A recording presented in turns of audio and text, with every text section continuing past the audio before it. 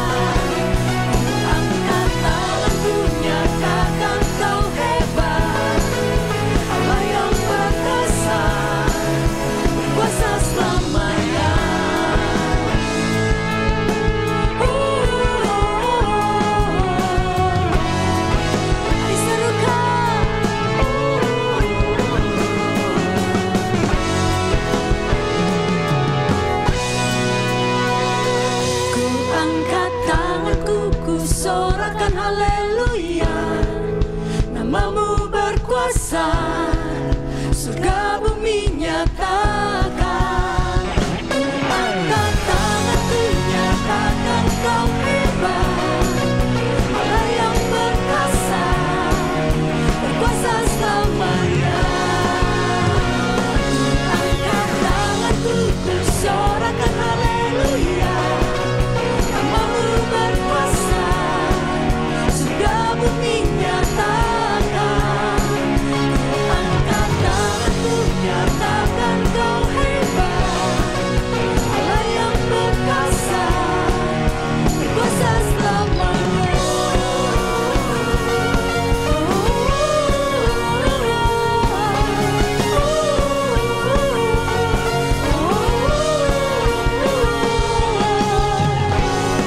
Selamanya kami percaya Engkau Tuhan yang hebat. Haleluya. We praise you Jesus. Saat-saat ini adalah saat-saat yang terindah ketika kami ada dalam hadirat Tuhan.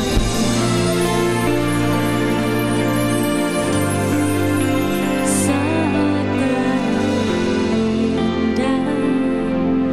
dalam hadirat-Mu,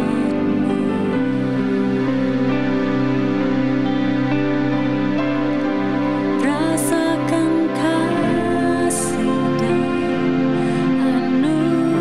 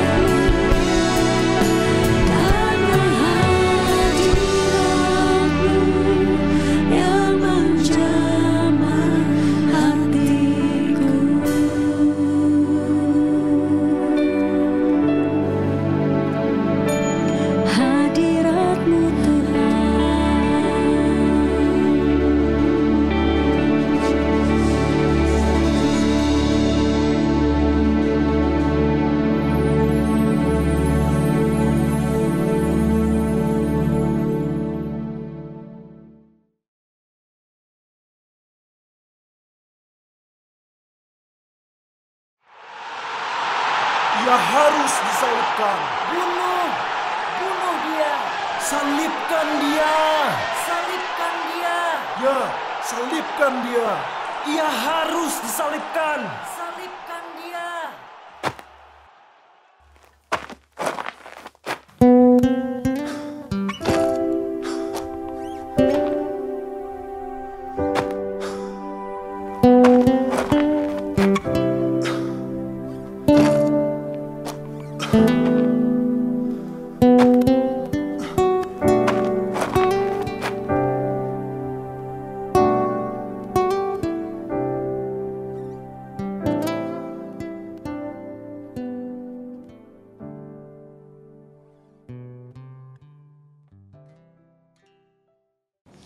Shalom, shalom saudaraku yang dikasihi Tuhan Yesus Kristus. Jemaat GKSI Bethlehem yang dikasihi Tuhan. Siapkan tubuh, jiwa, dan roh saudara. Kita akan datang kepada Tuhan, kita akan beribadah. Biarlah minggu ini minggu berkat, minggu jawaban, minggu yang penuh dengan sukacita. Oleh firman-Nya kita diberikan guidance sorga, oleh firman-Nya kita mendapatkan jawaban, oleh firman-Nya kita mendapatkan kekuatan. Sebelum kita mendengarkan firman Tuhan, mari kita berdoa. Tundukkan kepala. Bapa Allah yang baik, kami mengucapkan syukur kepadamu ya Tuhan. Kau izinkan kami beribadah online dan tetap menikmati hadirat-Mu yang luar biasa. Kami mau deklarasikan bahwa Engkau adalah Allah yang baik.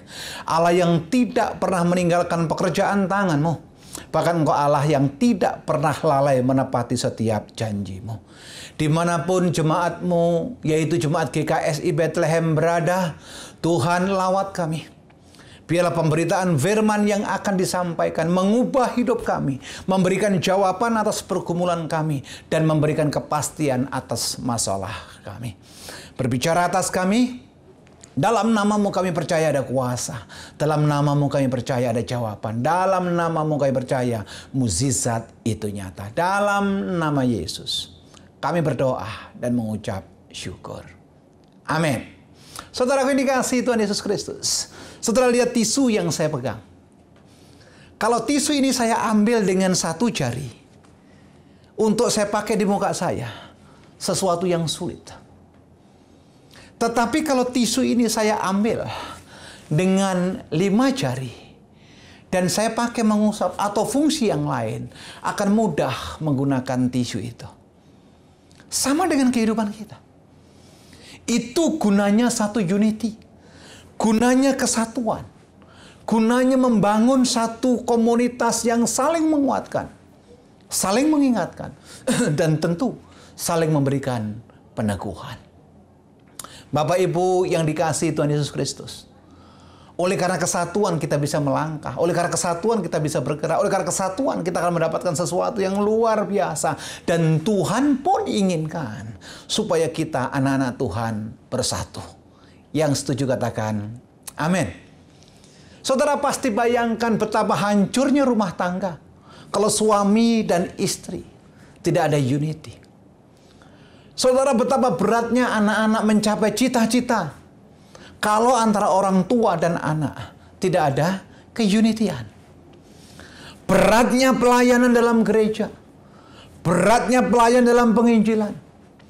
Beratnya pelayanan dalam penjangkauan jiwa kalau hamba-hamba Tuhan tidak unity. Betapa susahnya kita akan mengembangkan gereja kalau satu sama yang lain tidak punya unity. Jadi unity adalah sesuatu yang memang Tuhan kehendaki. Unity adalah sesuatu yang Tuhan inginkan. Dan tentu barang siapa yang berjalan di dalam kehendak Tuhan akan mendapatkan sesuatu yang indah dan luar biasa. Mari kita buka Injil Yohanes. Injil Yohanes pasal yang ke-17. Ayat 21 sampai dengan ayat yang ke-23.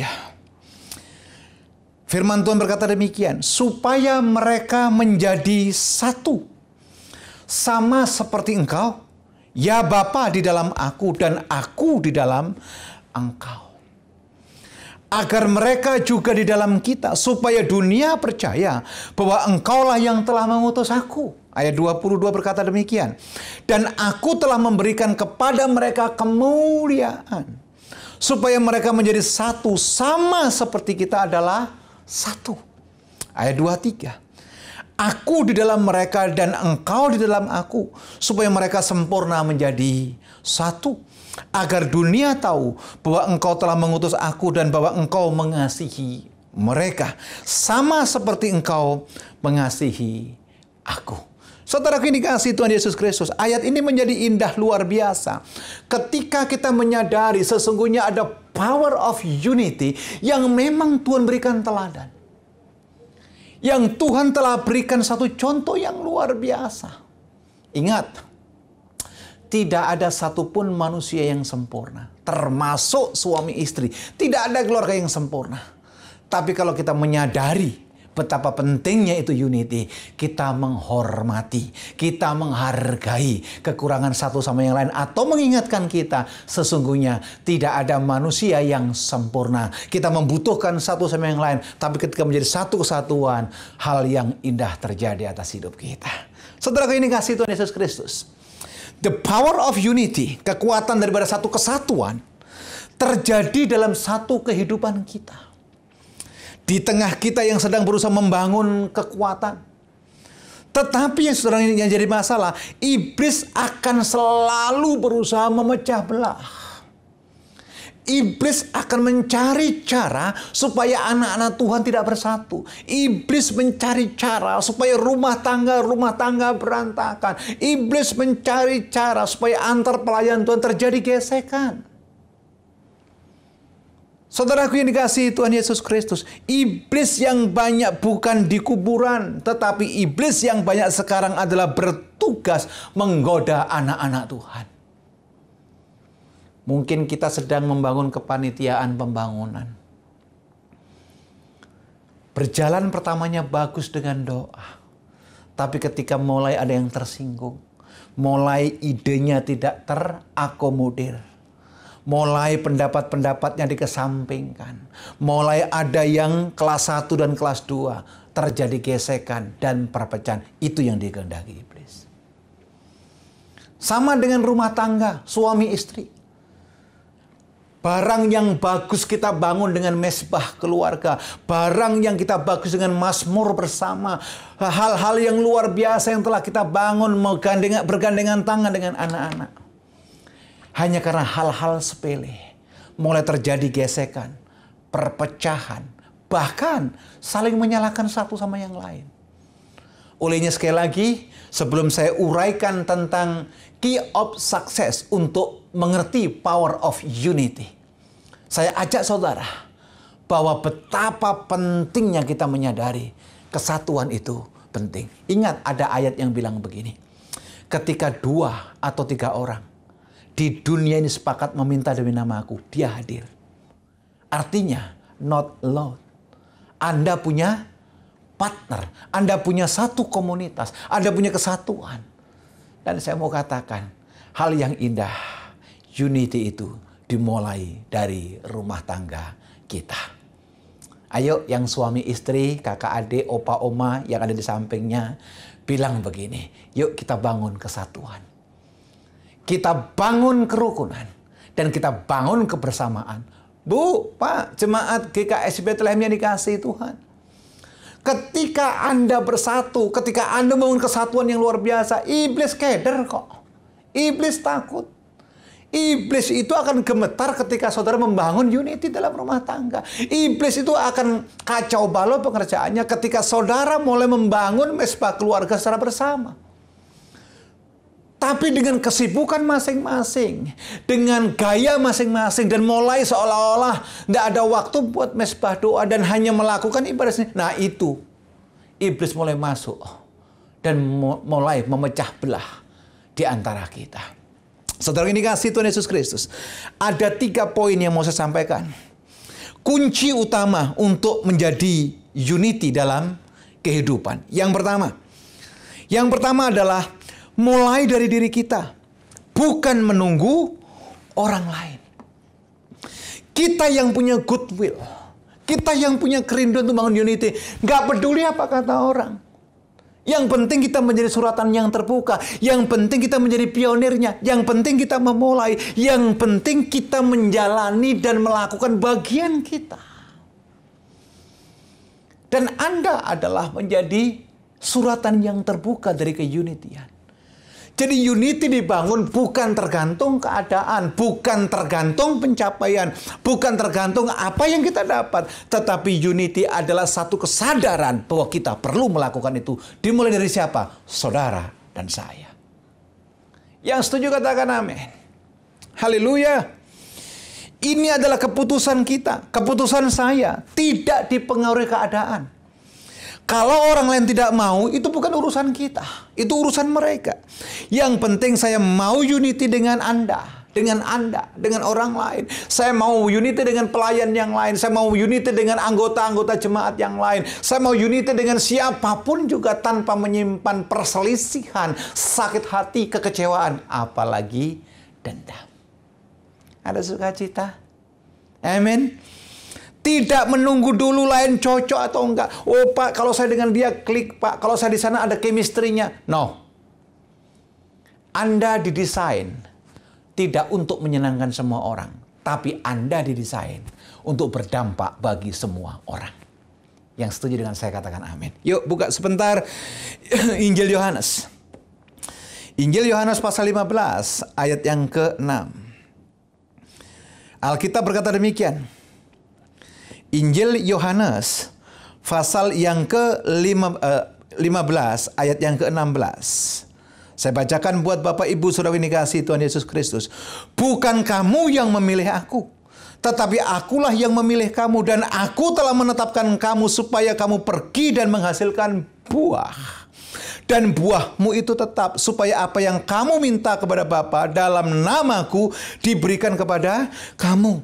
Tuhan ajar kita, Tuhan suruh kita, Tuhan tuntun kita untuk kita berdampak. Memberikan influence yang positif, membangun komunitas. Jadi Anda kalau ada dalam satu persekutuan, Anda dalam satu komunitas, harusnya Anda menjadi pembawa berkat. Ada shalom. Ada shalom. Itu utusan Tuhan yang jelas dinyatakan dalam Injil Yohanes pasal 15. Engkau pergi menghasilkan buah dan buahmu banyak dan buahmu bisa dinikmati banyak orang. Saya berdoa semua jemaat GKSI Bethlehem adalah orang-orang yang berdampak, orang-orang yang memberikan sukacita, memberitakan berita sukacita, orang-orang yang menghibur, orang-orang yang memberikan jalan keluar, orang-orang yang empati, menangis dengan orang yang menangis, tertawa dengan orang yang tertawa. Haleluya. Berikan tepuk tangan yang meriah bagi Allah kita. Amin. Bapak Ibu dikasihi Tuhan Yesus Kristus. Hal ini perlu saya sampaikan kenapa? Karena banyak sekarang orang-orang menyimpan kekecewaan, ketidakcocokan, merasa diri tidak dihargai.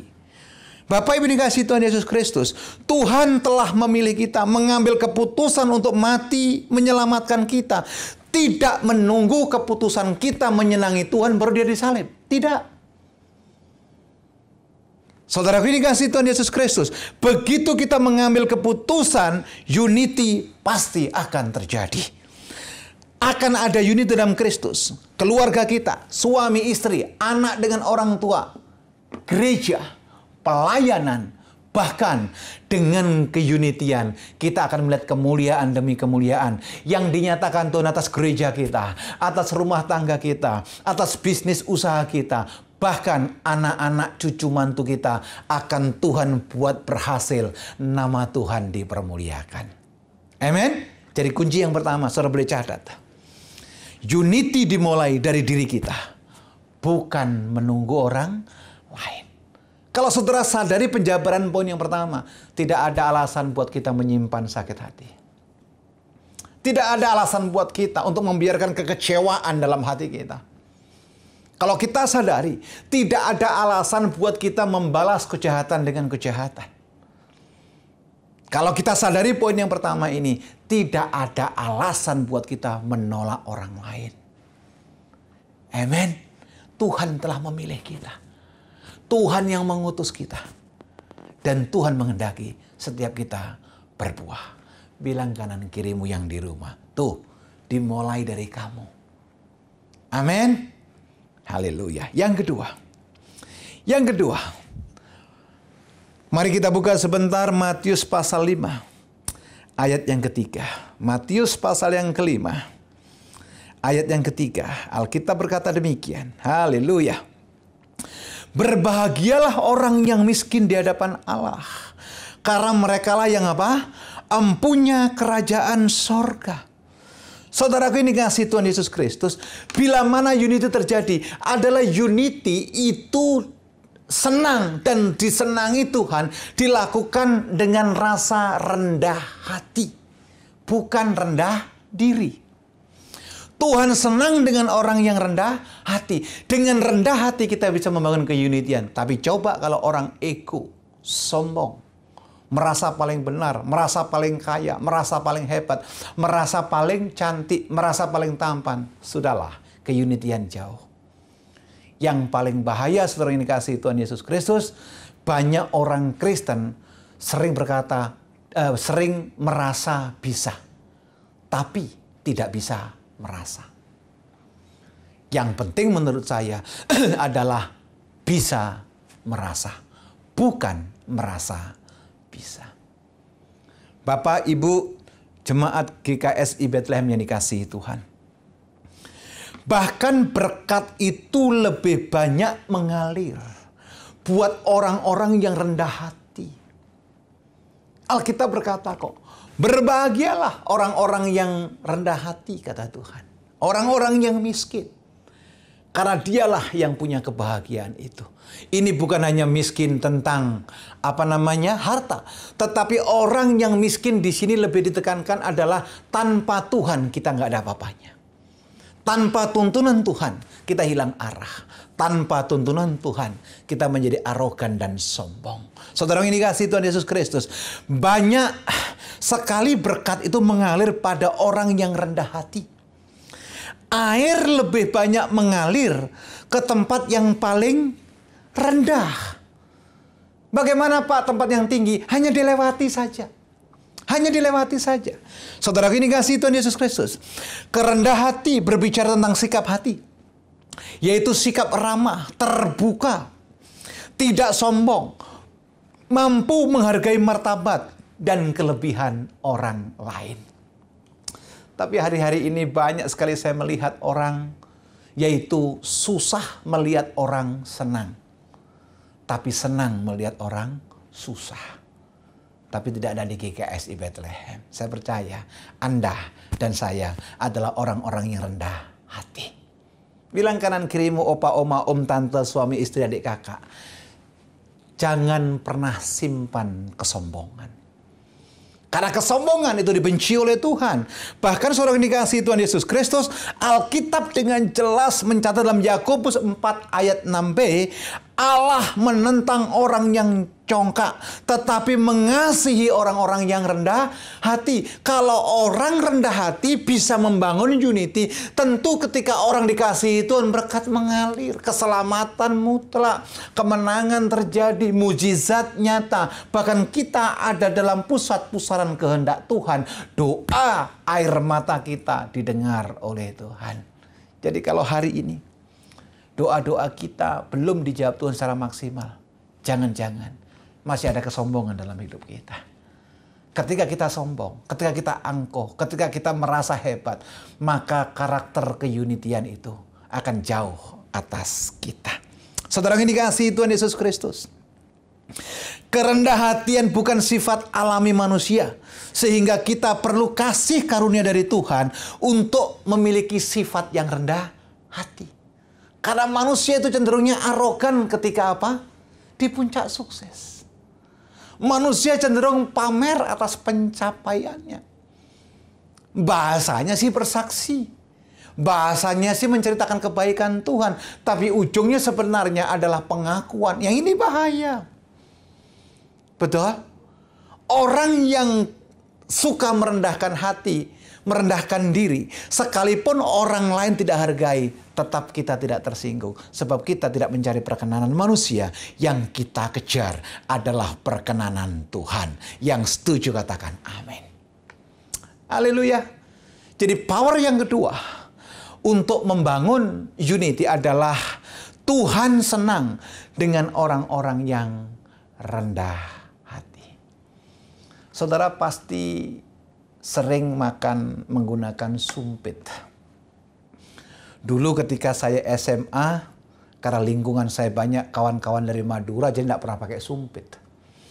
Tetapi ketika saya mulai tinggal di Bali, saya hidup dengan multi suku, akhirnya saya belajar pakai sumpit. Sudah tahu, belajar saya pertama itu nggak bisa-bisa. Sumpit satu saya puter-puter, saya pakai makan mie, apa yang terjadi? Mie-nya nggak sampai di mulut, jatuh semuanya. Ternyata penggunaan sumpit itu minimal 2. Ketika sumpit itu kita pakai, mau ngambil makanan, itu gampang sekali. Sebenarnya itulah gambaran daripada keunitian. Betul? Kita menyadari satu sama lain, saling membutuhkan. Konsepnya rendah hati. Haleluya. Yang ketiga. Apa kunci yang ketiga untuk mendapatkan power of unity? Membuka pintu hati kita sepenuhnya untuk Tuhan. Saya ulangi sekali lagi. Membuka pintu hati kita sepenuhnya untuk siapa? Untuk Tuhan. Kita buka sebentar yuk, Mazmur pasal 24. Mazmur pasal 24, ayat yang ke-7 sampai dengan ayat yang ke-10. Mazmur pasal 24, ayat yang ke-7 sampai dengan ayat yang ke-10. Alkitab berkata demikian. Angkatlah kepalamu, hai pintu-pintu gerbang. Terangkatlah kamu, hai pintu-pintu yang berabad-abad, supaya masuk Raja Kemuliaan. Siapakah itu Raja Kemuliaan? Tuhan, jaya dan perkasa. Tuhan perkasa dalam peperangan. Angkatlah kepalamu, hai pintu-pintu gerbang. Dan terangkatlah kamu, hai pintu-pintu berabad-abad, supaya masuk Raja Kemuliaan. Ibu, bapak, jemaat GKSI Bethlehem yang saya kasihi Tuhan. Tuhan tidak akan pernah membentuk kita ketika kesombongan masih ada dalam hidup kita. Tuhan tidak akan menolong kita kalau kita masih berjalan terus mengandalkan kekuatan kita. Tuhan tidak akan berikan kepada kita sesuatu yang baru kalau Anda tidak pernah libatkan Tuhan dalam kehidupan kita. Dan saudara jangan bermimpi mendapatkan mukjizat Tuhan kalau saudara tidak membuka pintu buat anugerah Tuhan. Amin. Saya sering banyak bicara di mimbar berkata demikian. Tidak ada kebaikan sama sekali dalam hidup seseorang jika orang itu hidupnya tidak dipimpin oleh Tuhan. Tidak ada kebenaran dalam seseorang kalau orang itu meniadakan Tuhan dalam hidupnya. Yang ada cuma egoisme, idealisme yang kebablasan. Nah, poin yang ketiga untuk membangun unity, kita harus menyadari bahwa membuka pintu hati sepenuhnya untuk siapa? Untuk Tuhan. Bapak Ibu jemaat GKS Bethlehem yang saya kasihi, Tuhan Raja Kemuliaan mau masuk lebih dalam lagi ke dalam hati kita. Tetapi dia harus dapatkan dulu pintu-pintu kesombongan, pintu-pintu keangkuhan, pintu-pintu kehebatan kita dibuka. Dibuka supaya Tuhan bisa masuk atas hidup kita. Pertanyaannya adalah, maukah kita membuka pintu hati kita? Saudara ini kasih Tuhan, suatu ketika saya pelayanan di PD kantor di Sunter. Karena waktu ibadah cuma 25 menit. Saudara ini kasih Tuhan Yesus, pimpinan perusahaan. Waktu itu saya temuin wajahnya penuh dengan kekecewaan. Penuh dengan amarah. Tentu nggak mungkin kita ibadah dengan amarah. Saya tanya, Ibu ada apa? Dia bilang begini, sales yang kami percaya anak Tuhan membawa lari kurang lebih 3 miliar keuangan perusahaan dan sebagainya ada kerugian segala macam. Saya cuma bilang begini, Ibu, ayo kita ibadah dulu. Kita tinggalkan semua pergumulan ini, biarkan Tuhan yang menjamah hati Ibu dan percayalah Tuhan punya jawaban. Gampang loh pendeta bicara. Tapi untuk melakukan bukan pekerjaan gampang. Saudaraku, saya bersaksi untuk kemuliaan nama Tuhan. Ibu ini tersentuh dengan perkataan itu. Dan beliau berdoa ibadah sungguh-sungguh. Dia aminkan perkataan apa yang hilang dicuri iblis akan dikembalikan berlipat kali ganda. Ibadah belum selesai. Dia dapat faksimile, saudara ini kasih Tuhan. Ada satu tender, kalau dihitung keuntungannya, itu 3 kali lipat daripada uang yang dibawa lari oleh sales itu. Coba kalau ibu itu tetap ada luka, ada kekecewaan, ada ketidaksukaan dalam ibadah karena orang yang mengecewakan dia tanpa mempersilahkan Tuhan berperkara atas hidupnya. Saya pikir beda ceritanya. Dengar baik, ketika Anda punya masalah hari-hari ini, izinkan Tuhan yang menyelesaikan dan membantu masalah saudara. Ketika Anda sakit, berobat tentu. Konsultasi dokter tentu. Tapi biarlah bilur-bilur Yesus yang menyembuhkan saudara. Kalau hari ini sudah mengalami krisis kepercayaan, izinkan Tuhan untuk masuk dalam hatimu. Dan Dia yang memberikan jalan keluar atas masalah saudara. Amin. Tangan Tuhan tidak kurang panjang menolong kita. Telinga Tuhan tidak kurang tajam untuk mendengar doa kita. Bahkan pertolongan Tuhan adalah sesuatu yang unpredictable. Bahkan Efesus 3 ayat 20 berkata, bagi Dia yang sanggup melakukan segala sesuatu lebih dari apa yang kita pikirkan dan doakan, itu terjadi atas kita. Sebab apa?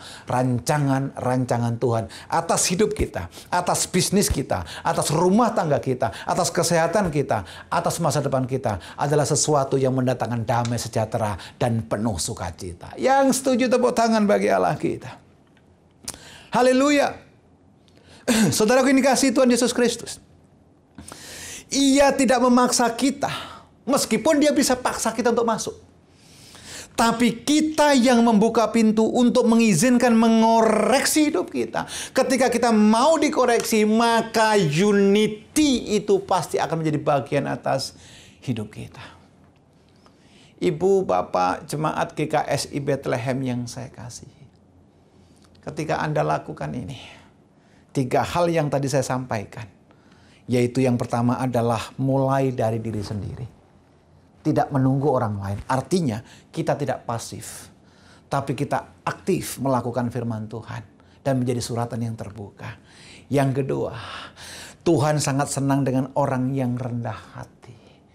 Kita buang kesombongan, kita anulir sesuatu yang mungkin membuat kita bangga.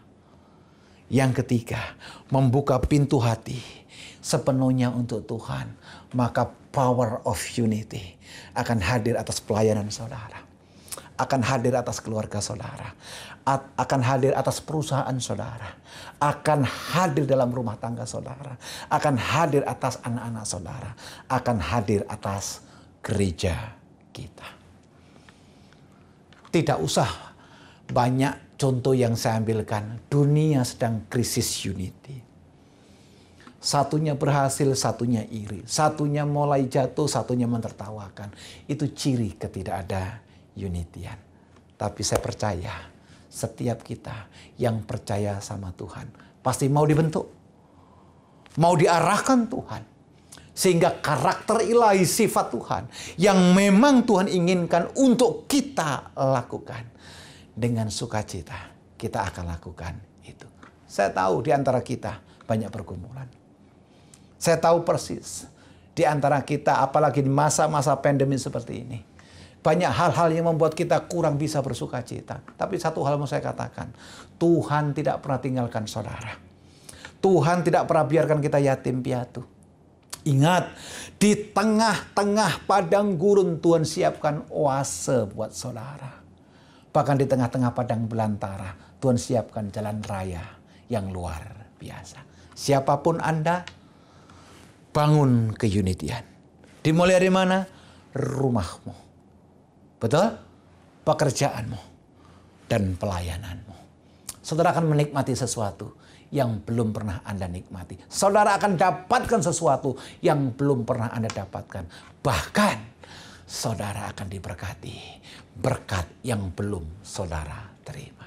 Ingat, proses adalah pengajaran. Proses adalah sarana Tuhan untuk menyatakan kemuliaannya. Sampai Bapa dan anak adalah satu, kita pun akan membangun unity yang luar biasa. Saya undang semuanya bangkit berdiri. Suami istri raih tangannya, bergandengan tangan. Doa orang yang benar, bila dengan yakin dan sungguh doakan, sangat besar kuasanya. Kalau ada anak-anak atau orang tua, ikut bergandengan tangan. Tuhan hadir dalam rumah tangga saudara. Tuhan hadir dimanapun Anda berada. Tuhan hadir dalam doa-doamu. Tuhan hadir dalam satu kesatuan. Tundukkan kepala, kita berdoa. Bapa Allah yang baik, kami mengucap syukur kepadamu. Engkau telah memberikan kami guidance. Engkau telah berikan kami petunjuk. Supaya kami membangun satu unity. Dimulai dari kami Tuhan. Kami melangkah, kami mengambil keputusan. Kami berjalan seperti yang Kau mauin supaya kami berjalan. Sehingga firman-Mu tergenapi atas kehidupan kami. Kami rindu melihat keluarga kami sekinah glory. Kami rindu kantor dan perusahaan di mana kami ada damai sejahtera. Kami rindu dalam pelayanan kami terlebih atas GKSI Bethlehem. Ada peace of shalom. Sehingga pelayanan kami berdampak, kehidupan kami berdampak. Apapun yang kami kerjakan, orang melihat ada kerendahan hati atas hidup kami. Terima kasih buat pembentukan-Mu atas hidup kami. Terima kasih buat teguran-teguran-Mu. Dan terima kasih pula buat arahan-arahan sorga yang senantiasa Engkau berikan atas kami. Hamba-Mu selesai berbicara, tapi Engkau belum selesai berperkara. Lihat jemaat-Mu yang bergandengan tangan, suami dengan istri, orang tua dengan anak, opa, oma, om, tante, dalam nama Yesus. Ulurkan tangan-Mu atas jemaat-Mu dimanapun mereka berada. Yang lemah Engkau kuatkan. Yang sakit Engkau sembuhkan. Yang terikat Engkau lepaskan. Bahkan yang putus asa Engkau berikan pengharapan. Dalam nama-Mu kami percaya. Dalam nama-Mu kami bersyukur. Dalam nama-Mu kami mendapatkan jawaban. Dalam nama-Mu kami mendapatkan kelegaan. Dalam nama Yesus kami berdoa dan mengucap syukur. Amin.